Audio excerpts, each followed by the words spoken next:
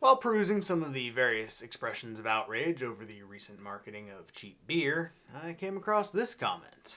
Nope, not good enough. Boycott continues until full apology. Fire VP Marketing and Mulvaney dropped. Either that or Anheuser-Busch becomes the next Schlitz.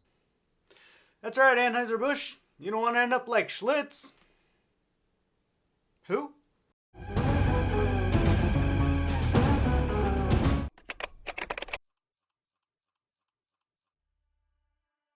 Ah yes, Schlitz, the greatest name in beer. And it actually was. In 1902, Schlitz took the title of America's largest beer producer from rival Pabst. That's right, in early 1900s America, the two main options for getting your buzz on were Pabst or something named Schlitz. So it's unsurprising that Prohibition passed in 1920, since nobody really knew what they were missing. The company correctly predicted that Prohibition would not be permanent and produced soda to keep their equipment operating until Prohibition's end in 1933. By 1934, Schlitz was number one again, and it continued trading first-place blows with now prominent Anheuser-Busch into the 1950s. Here comes the king, here comes the big number one. Budweiser beer, the king is second to none. Trouble started in 1953 when workers went on a 76-day-long strike. 76 days. We really don't strike like we used to. Anheuser seized the upper hand during this time, and though Schlitz was able to retake it after the strike resolved, this was a portent of future things to come. Schlitz was still the number 2 brand into the 1970s, but that's when the real trouble began. In 1976, Schlitz was concerned that the FDA would begin requiring them to list their ingredients on their bottles and cans. To prevent having to disclose the artificial additive of the silica gel, Uihlein switched to an agent called ChillGuard, which would be filtered out at the end of production, so would be considered non-disclosable. The agent reacted badly with the foam stabilizer that was used, and Schlitz recalled 10 million bottles of beer, costing it $1.4 million. ChillGuard sounds like the tagline of a totally radical beer koozie. If you're wondering who Uihlein was, he's the descendant of the brothers that inherited the brewery from Joseph Schlitz after his death.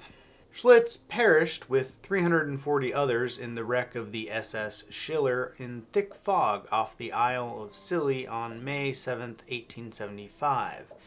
The islands lie 26 miles west of Cornwall, England. Schlitz was returning via New York and Hamburg, visiting Germany. His body was never recovered.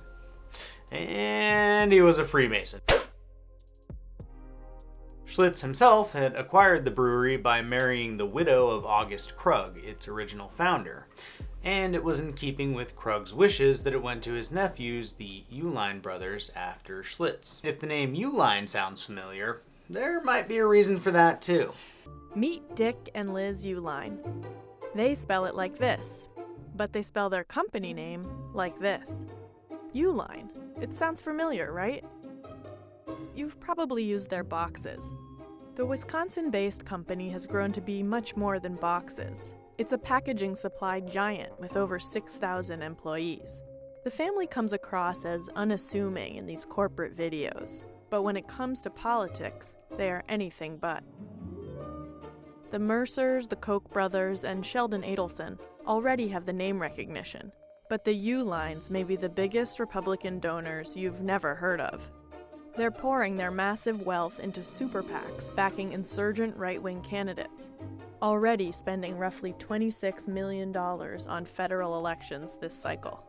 Yep, all of that money was passed down from the Schlitz brewing fortune, presumably made before its downfall, which, as we discussed, really began in the mid-1970s. In an attempt to recover from the PR disaster of its ChillGuard fiasco, Schlitz turned to a radical, high-impact theme marketing strategy. The new campaign hit the air in October 1977, featuring a formidable boxer and Schlitz drinker. When asked by an off-camera voice to give up his Schlitz for another brand, he glared at the camera and aggressively asked, You want to take away my gusto? Say, you tickle me. You want to take away my Schlitz, my gusto. Well, I'm going to play Picasso. And put you on the canvas. You're going to be down for a count so long, they're going to use a calculator. Take away my gusto. If you don't have Schlitz, you don't have gusto. As a result, the industry came to call this the Drink Schlitz or I'll Kill You campaign, and the ads were quickly taken off the air.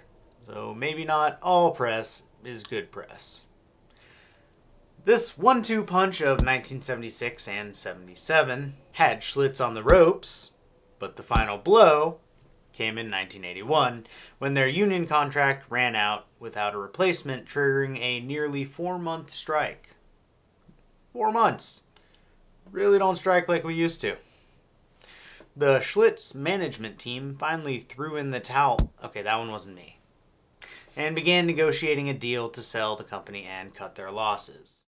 Schlitz was purchased by Stroh Brewery Company, which helped contribute to its own bankruptcy and eventual purchase by Pabst in 1999. As a result, Pabst now owns Schlitz, and you really have to appreciate the revenge long game. Pabst got ousted from first, then waited 97 years to acquire their rival. Savage. Pabst was then in turn acquired and revived as a hipster beer in 2014. And speaking of hipster beers, Schlitz does actually still exist today, though technically as a recreation. Somewhere along the line, during the reformulation in the 70s and its subsequent purchase, the original recipe was lost and Pabst had to recreate it with help from former Schlitz brewmasters and taste testers. I personally don't drink anymore, but I am curious as to how it is. If you've ever tried Schlitz, or have thoughts about how political beer should be, drop them below. Play me out, Schlitz commercial. When you're making it beer, make it this one here. Schlitz makes it great. Go for it.